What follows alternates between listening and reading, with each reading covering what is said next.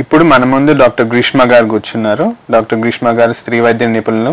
ఈ కోవిడ్ టైంలో ఎలాంటి జాగ్రత్తలు తీసుకోవాలని దీని గురించి డీటెయిల్గా మనం ప్రెగ్నెంట్ లేడీస్లోనూ లేకపోతే నార్మల్గా ఎలా ఉంటుందో అలా దాని గురించి తెలుసుకుందాము. డాక్టర్ గ్రీష్మ గారు, ఇప్పుడు నార్మల్గా కోవిడ్ వచ్చిన వాళ్ళకి జనాలకి కాకుండా ప్రెగ్నెన్సీ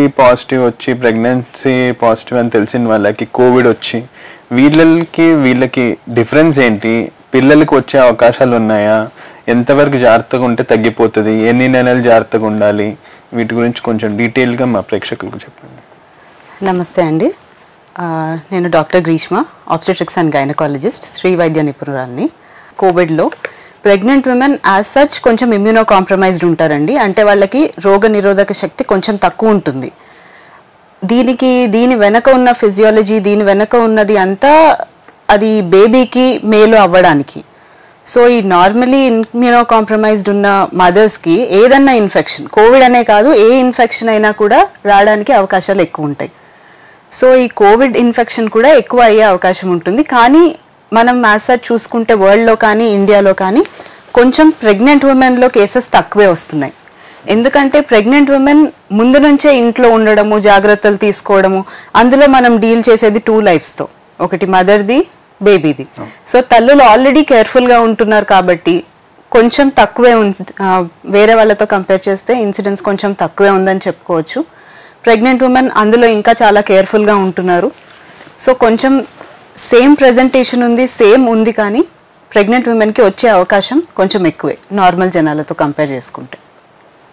ఒకవేళ ఇలాంటి ప్రెగ్నెంట్ లేడీస్ వాళ్ళు ట్యాబ్లెట్లు తీసుకుంటారు, జాగ్రత్తగా ఉండాలి, first 3 months folic acid tablet, దాని తర్వాత కొన్ని వేరే ప్రెగ్నెన్సీతో పాటు వేరే డిజీజెస్ కూడా రావచ్చు వాళ్ళ ఫస్ట్ నుంచే బీపీ ఉండొచ్చు, లేకపోతే ఫస్ట్ నుంచే షుగర్ ఉండొచ్చు.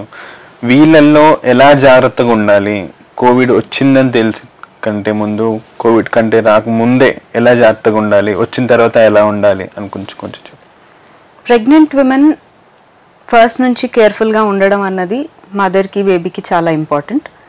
వీళ్ళు ప్రికాషన్స్ అంటే ముందే జాగ్రత్తలు తీసుకోవడము అంటే రెగ్యులర్గా మనం అడల్ట్స్లో వేరే వాళ్ళకి ఎలా చెప్తామో అలానే వీళ్ళు రెగ్యులర్గా చేతులు కడుక్కోవడము, ఫ్రూట్స్ అండ్ వెజిటబుల్స్. ఇప్పుడు నార్మల్ రిక్వైర్మెంట్ కన్నా ఒక మదర్కి, ఒక ప్రెగ్నెంట్ ఉమెన్కి మదర్ కోసం ఇంకా చైల్డ్ కోసం, ఇద్దరు కోసం న్యూట్రిషన్ ఎక్కువ తీసుకోవాల్సి ఉంటుంది.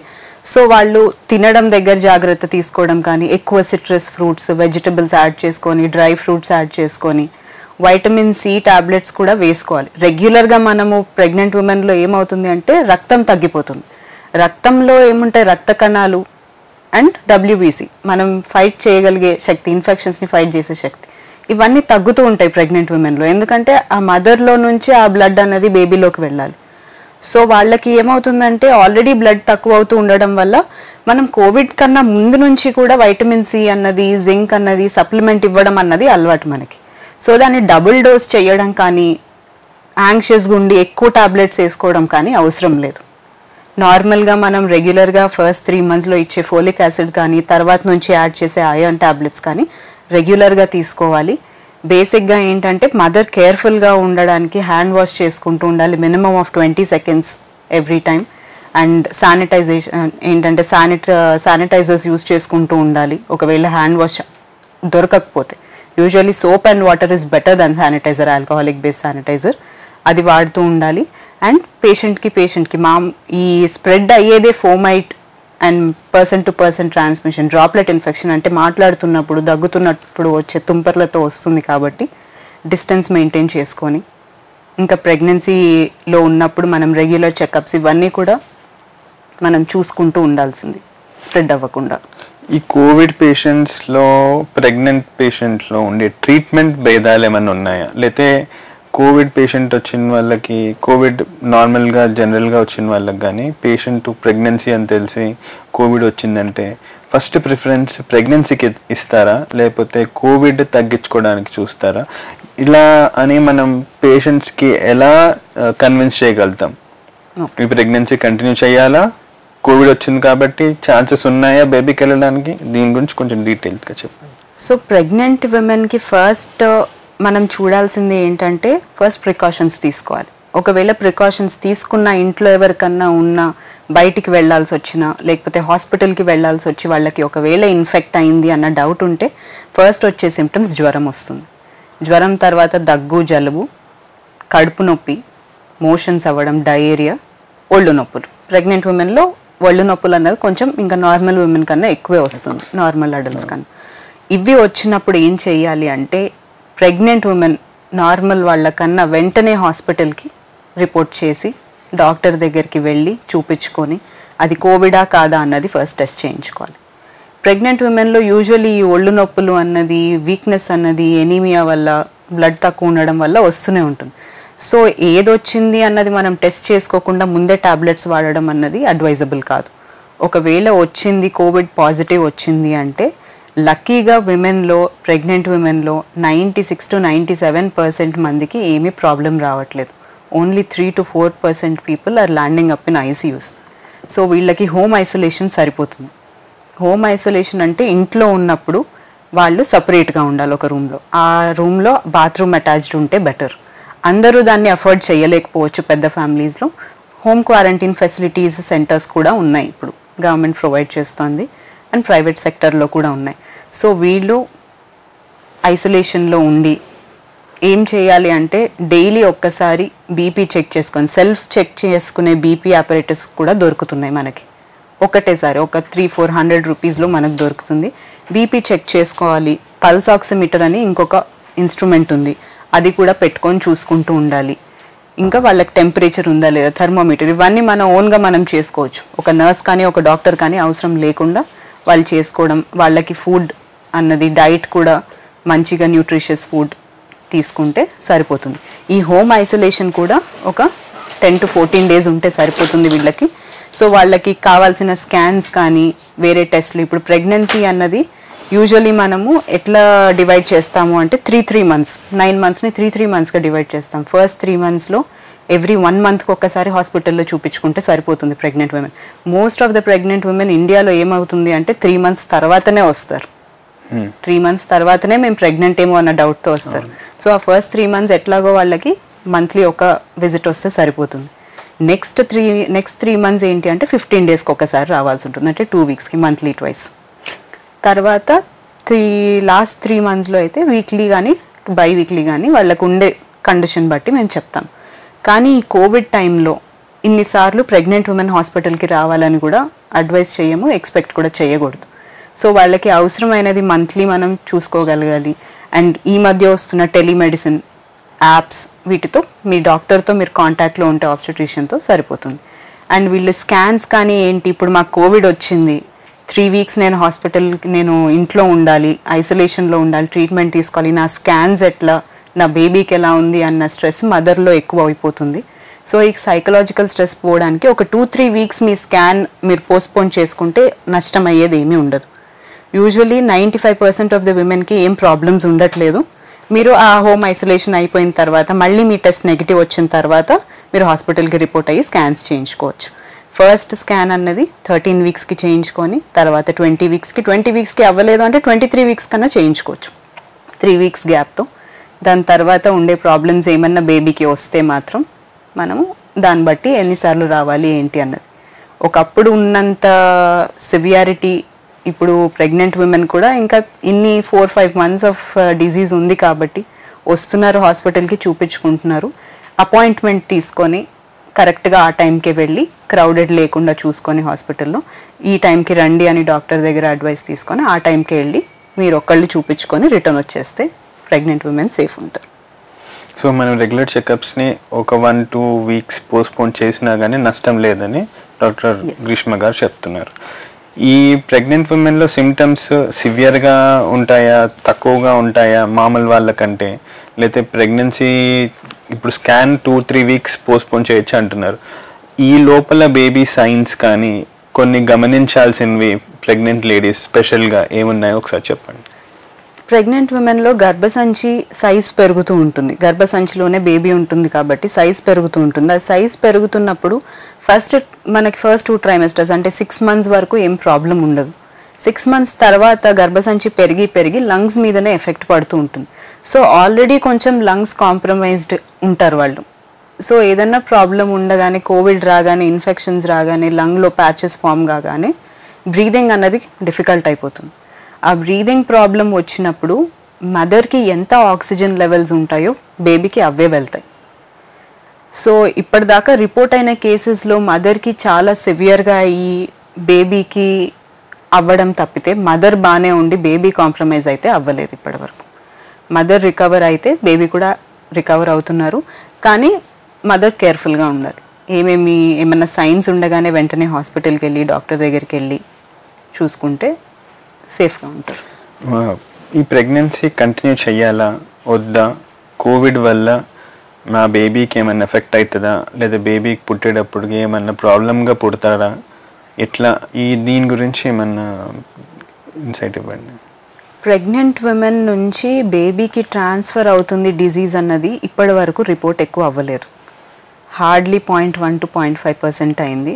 సో అబార్షన్ చేయించుకోవడం అన్నది, ప్రెగ్నెన్సీ టర్మినేట్ చేసుకోవడం అన్నది ఇప్పటిదాకా అసలు అడ్వైస్ చేయట్లేదు ఏ ఆబ్స్టెట్రిషియన్. It's not advisable. కానీ ఒకవేళ 24 weeks లోపల ఉంది మదర్, అంటే మదర్కి ఒక 6 months లోపల ఉంది, ఇంకా 6 months అయింది, అండ్ మదర్ లైఫ్కి ప్రాబ్లం అవుతుంది అన్నప్పుడు, మదర్ వెంటిలేటర్ మీదకి వెళ్ళాల్సి వస్తుంది, ఈ బేబీ మదర్ లోపల ఉండడం వల్ల బీపీ ఎక్కువ పెరిగిపోతుంది. కొన్ని కండిషన్స్ ఉంటాయి బీపీ ఇంకా షుగర్ పెరిగేది ప్రెగ్నెంట్ ఉమెన్లో. అది ఎందుకు పెరుగుతుంది అంటే ప్లాసెంటా వల్ల, మాయ వల్ల పెరుగుతుంది. దానివల్ల మదర్ లైఫ్కి ఏమన్నా ప్రాబ్లం ఉంది అని అనుకుంటే, ఇప్పుడు మనకి 2 lives ఇంపార్టెంటే, కానీ రెండిటి మధ్యలో చూసుకుంటే మనకి మదర్ లైఫ్ ఎక్కువ ఇంపార్టెంట్. సో 24 weeks లోపల అయితే యూజువల్లీ మదర్కి లైఫ్ థ్రెటనింగ్ ఉంటే మాత్రం అబార్షన్కి వీ విల్ ప్లాన్. 24 weeks తర్వాత ఏంటి అంటే మనం బేబీని కాపాడగలిగే స్టేజ్ ఉంటుంది. బేబీ బయటికి వచ్చిన తర్వాత మనం కొన్ని డ్రగ్స్ ఇచ్చుకొని బేబీని ఐసీయూలో మెయింటైన్ చేసుకొని వీ కెన్ సపోర్ట్. ఆ టైంలో ఏంటంటే డెలివరీకి ప్లాన్ చేసుకోవాలి. కానీ ఇప్పటిదాకా ఆ సిచ్యువేషన్ అయితే అవ్వలేదు. సో ప్రెగ్నెన్సీ కంటిన్యూ చేయడం మంచిది, టర్మినేట్ కానీ అబార్షన్ కానీ డాక్టర్ అడ్వైస్ చేస్తేనే, బేబీ కండిషన్ సరిగ్గా లేదని వాళ్ళు స్కాన్లో తెలిసిన తర్వాతనే అడ్వైస్ చేస్తారు. 6 months వరకు ఏ ప్రాబ్లం రాదు, 6 months తర్వాత బేబీ నార్మల్గానే ఉంటుంది అని చెప్పి డాక్టర్ గారు చెప్తున్నారు. అండ్ ఈ కోవిడ్ ట్రీట్మెంట్ పార్ట్ వచ్చేసి ప్రెగ్నెంట్ ఉమెన్లో లేకపోతే నార్మల్ పాపులేషన్లో తేడా ఏమన్నా ఉందా? యాజ్ సచ్ డిఫరెన్స్ ఏం లేదండి. నార్మల్ ట్రీట్మెంట్ ఎలా ఉందో ఆ సిమ్టమాటిక్ ట్రీట్మెంటే ప్రెగ్నెంట్ ఉమెన్లో కూడా చేస్తున్నాము. డ్రగ్ డోసేజెస్ కానీ అవి కానీ ఏమీ చేంజ్ లేదు. ఈ పారాసెటమాల్ వాడుతున్నది, వైటమిన్స్, ఇవన్నీ ప్రెగ్నెన్సీలో సేఫ్ డ్రగ్సే. కాబట్టి స్పెషల్గా సపరేట్గా ఏమీ ట్రీట్మెంట్ ఏం లేదు. కానీ యాంటీవైరల్స్ వాడే ముందు ప్రెగ్నెంట్ ఉమెన్లో ప్లాస్మా థెరపీ అన్నది ఇంకా హెల్ప్ఫుల్గా ఉంటుంది. సో ఆల్రెడీ కోవిడ్తో ఇన్ఫెక్ట్ అయ్యి మీ దగ్గర ఒక 4 weeks అయ్యి ఉన్నవాళ్ళు బ్లడ్ డొనేట్ చేసి ప్లాస్మా డొనేట్ చేస్తే ఒక mother and baby life save చేసిన వాళ్ళు అవుతారు. So I advise everyone to donate if you are already infected and you are healthy right now. So plasma donation అనేది దానివల్ల మనకి నష్టం అనేది జరగదు, అవతల వాళ్ళకి లాభము. ఒక ప్రాణం కాస్త 2 ప్రాణాలు కాస్త అట్లా సేవ్ చేయొచ్చు. ప్లాస్మా డొనేషన్ అనేది ఒక గొప్ప డెడికేషన్ లాగా, ఒక గొప్ప పని. మనలో ఒక మానవత్వాన్ని బయటకు తీసుకొచ్చే రకంగా మనం ప్లాస్మా డొనేట్ చేయాలని మనం కోరుకుంటున్నాం. డాక్టర్ గ్రీష్మ గారు, ఇప్పుడు డెలివరీ టైం అయింది, 36 weeks 38 weeks దాకా ప్రెగ్నెంట్ లేడీ వచ్చారు, కోవిడ్ ఉంది. కోవిడ్ ఉన్నప్పుడు మీరు ఎర్లీగా ప్లాన్ చేస్తారా? ఏ టైప్ ఆఫ్ డెలివరీ ట్రై చేస్తారు? సి సెక్షన్ అంటే పొట్టు ఓపెన్ చేయడం కానీ, లేకపోతే నార్మల్ డెలివరీనే అడ్వైస్ చేస్తారా, లేకపోతే ఇమీడియట్గా ఏదో ఒకటి చేయాలి బేబీ కాపాడడానికి, లేకపోతే ఏ కండిషన్స్లో అట్లా ప్రెగ్నెంట్ లేడీస్ మీరు ఏం అడ్వైస్ ఇస్తారు? ప్రెగ్నెంట్ లేడీ కోవిడ్తో మన హాస్పిటల్కి వచ్చి ఇంకా లాస్ట్ స్టేజ్కి డెలివరీ టైంకి వచ్చారు అని అంటే, ఈ కోవిడ్ ఇన్ఫెక్షన్ అన్నది డెలివరీ ప్లానింగ్ని ఏ రకంగా కూడా ఇన్ఫ్లుయెన్స్ చేయదు. ఓన్లీ ఆబ్స్టెట్రిక్ రీజన్స్ వల్ల మనం చేసుకోవాలి. ఇప్పుడు ఆ ఉమెన్కి నార్మల్ డెలివరీ ఛాన్సెస్ ఉంది అంటే కోవిడ్ వల్ల నార్మల్ డెలివరీ చెయ్యను అన్నట్టు ఉండదు. నార్మల్ డెలివరీయే ప్రికాషన్స్తో కండక్ట్ చేసుకోవాలి. అండ్ ఒకవేళ 1 week టైం ఉంది అని అనుకుంటే కోవిడ్కి ట్రీట్మెంట్ ఇచ్చుకొని పేషెంట్ నార్మల్ అయిన తర్వాత, హెల్దీ అయిన తర్వాత కూడా మనం కండక్ట్ చేసుకోవచ్చు. సో ఇక్కడ మనకి చేసుకోవాల్సిన మ్యాటర్ ఏంటి అంటే బేబీకి 1 వీక్ లోపల గర్భసంచి లోపల ఉంటే ప్రాబ్లం అవుతుందా లేదా అని. సో నార్మల్ డెలివరీ అయినా కూడా ఆపరేషన్ అయినా కూడా కోవిడ్ వల్ల మారదు. ఇప్పుడు మీరు చెప్పినట్టు ఏ టైప్ ఆఫ్ డెలివరీ అనే దాన్ని ఎఫెక్ట్ కాదు అని అంటున్నారు. బేసిక్గా మదర్కి ఏదైనా ప్రాబ్లం ఉండి బేబీకి ఏమైనా ప్రాబ్లం ఉంటేనే ఆపరేషన్ ఆ విధంగా ఆ టైప్ ఆఫ్ ఆపరేషన్ అనేది లేకపోతే నార్మల్ డెలివరీ అని డిసైడ్ చేస్తారు. ఇప్పుడు బేబీ బయటకు వచ్చిన తర్వాత ఈ బేబీకి జాగ్రత్త పడాల్సింది ఏంటి? కోవిడ్ మదర్కి కోవిడ్ ఉంది, బేబీ జాగ్రత్త పడాలా? బేబీకి ఏమైనా ఇమ్యునైజేషన్ మారుతుందా, లేకపోతే బేబీకి ఏమైనా ట్రీట్మెంట్ మారుతుందా?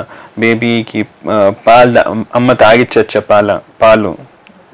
ఇవన్నీ కొంచెం డీటెయిల్గా చెప్పండి. సో యూజువలీ డెలివరీ అయ్యే ముందు ఏదన్నా పేషెంట్ డెలివరీకి మన హాస్పిటల్కి వస్తే 5 days ముందే మనం కోవిడ్ టెస్ట్ చేస్తాం. లేకపోతే ఇప్పుడే ఎమర్జెన్సీగా నొప్పులతో ప్రజెంట్ చేస్తుంది అంటే ఫస్ట్ కోవిడ్ టెస్ట్ చేస్తాం. మదర్ సిమ్టమాటిక్ ఉందా, ఏసిమ్టమాటిక్ ఉందా, ప్రాబ్లం ఉందా లేదా అన్నది చూసుకున్న తర్వాత డెలివరీ అయిన 24 hours లోపల బేబీకి టెస్ట్ చేయాలి. అందరు బేబీస్కి చేసుకోవాల్సిన అవసరం లేదు. కోవిడ్ పాజిటివ్ మదర్ ఉన్నప్పుడు కోవిడ్ పాజిటివ్ టెస్ట్ నెగిటివా పాజిటివ్ అన్నది బేబీకి చేసుకోవాలి. చేసుకున్న తర్వాత ఒకవేళ మోస్ట్లీ ఏంటంటే 99% ఆఫ్ ద సిచ్యువేషన్స్ మనకి బేబీకి స్ప్రెడ్ అవ్వట్లేదు. లక్కీలీ అసలు ట్రాన్స్ప్లాసెంటల్ స్ప్రెడ్ అన్నది చాలా తక్కువ ఉంది. 1-2 కేసెస్ రిపీట్ అయినాయేమో, కానీ ఇప్పటిదాకా అయితే ఏ మదర్కి పాజిటివ్ ఉండడం వల్ల ఈ మదర్ నుంచి బేబీకి డెలివరీ ప్రాసెస్లో కానీ డెలివరీ త్రూ అయింది లేదు. కానీ బేబీకి మదర్ దగ్గరికి తీసుకొని హగ్ చేసుకొని ఆ ట్రాన్స్మిషన్ ఉంది, కానీ డెలివరీ వల్ల యూటరస్ నుంచి ప్లసెంటా నుంచి ట్రాన్స్ఫర్ అయినట్టు లేదు. కానీ ఒక పాజిటివ్ మదర్ ఉంటే 24 hours లోపల బేబీకి కూడా టెస్ట్ చేసుకొని ఆ ప్రికాషన్స్ తీసుకోవాలి. మనం మదర్ ఇంకా బేబీని ఒకటే రూమ్లో ఉంచవచ్చు, ఒక 2 meters డిస్టెన్స్లో ఉంచి కేర్ఫుల్గా ఉండాలి. మదర్ హ్యాండ్ వాషింగ్ ఎక్కువసార్లు చేసుకొని శానిటైజర్ వాడుకుంటూ బేబీని ముట్టుకునేటప్పుడు. ఒకవేళ మదర్ చాలా హై సిమ్టమాటిక్ ఉంది, వైరల్ లోడ్ చాలా ఎక్కువ ఉంది అని అనుకుంటున్నప్పుడు ఈ మన WHO ప్రకారం breast feeding should be initiated and should be given. Breast feeding ఆపడానికి లేదు.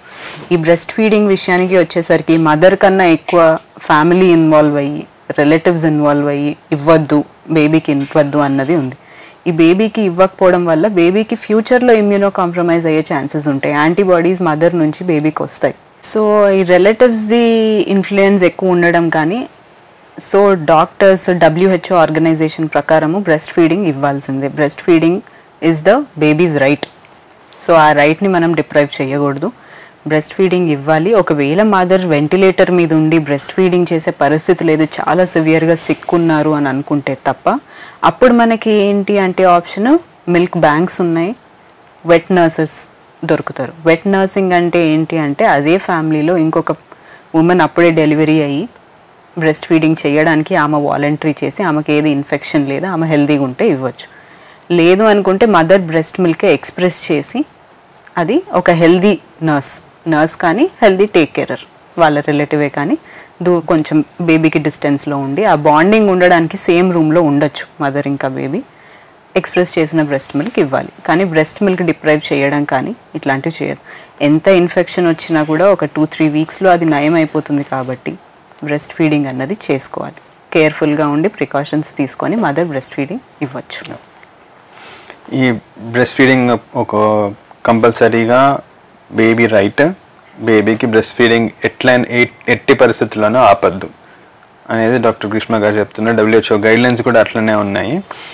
అయితే ఈ వ్యాక్సినేషన్ బేబీకి 1 year, 6 months, 3 months, 0, 1 month, దాని తర్వాత మళ్ళీ 3 years, 5 years, వీళ్ళల్లో ఏమన్నా వ్యాక్సినేషన్ ఏమైనా స్కెడ్యూల్ మారే అవకాశాలు ఉన్నాయా? వ్యాక్సినేషన్ స్కెడ్యూల్ ఏమీ మారదు. వ్యాక్సిన్ అంటే కోవిడ్కి వ్యాక్సిన్ కాదు, రెగ్యులర్ వ్యాక్సిన్. సో ఈ నార్మల్ రెగ్యులర్గా ఇచ్చే టీకాలు మనం రెగ్యులర్గా ఇవ్వాల్సిందే. అన్లెస్ బేబీకి సిక్ ఉండి బేబీకి ఇన్ఫెక్షన్ ఉండి ఇట్లా ఉన్నది తప్పితే మనం రెగ్యులర్ వ్యాక్సిన్స్ ఇవ్వాల్సిందే టైం టు టైం. దానికి ఏమీ చేంజ్ తీసుకోవాల్సిన అవసరం లేదు. ఒకవేళ ఆ వ్యాక్సిన్స్ ఆ టీకాలు మర్చిపోతే కోవిడ్ కన్నా మీద నుంచి ఇంకా దానికన్నా సివియర్ డిజీజెస్ లైఫ్ లాంగ్ ఉండే పోలియో ఇవి వచ్చే ఛాన్సెస్ ఉంటాయి. సో వ్యాక్సిన్స్ అన్నది ఇమ్యునైజేషన్ స్కెడ్యూల్ ప్రకారమే ఫాలో అవ్వాలి, దాంట్లో ఏమీ చేంజ్ ఉండదు. ఇప్పుడు డాక్టర్ గారు చెప్పినట్టు అన్ని విధాలుగా ఏమైనా క్వశ్చన్స్, ప్రెగ్నెంట్ లేడీస్ ఎస్పెషలీ ఏమైనా క్వశ్చన్స్ అట్లాంటివి ఏమైనా ఉంటే డాక్టర్ గారు డైరెక్టెడ్గా మీరు ఏమైనా అడుగుదాం అనుకుంటే ప్లీజ్ కామెంట్ సెక్షన్లో క్వశ్చన్స్ కానీ అడగండి, మేము రిప్లై ఇస్తాం దాని గురించి.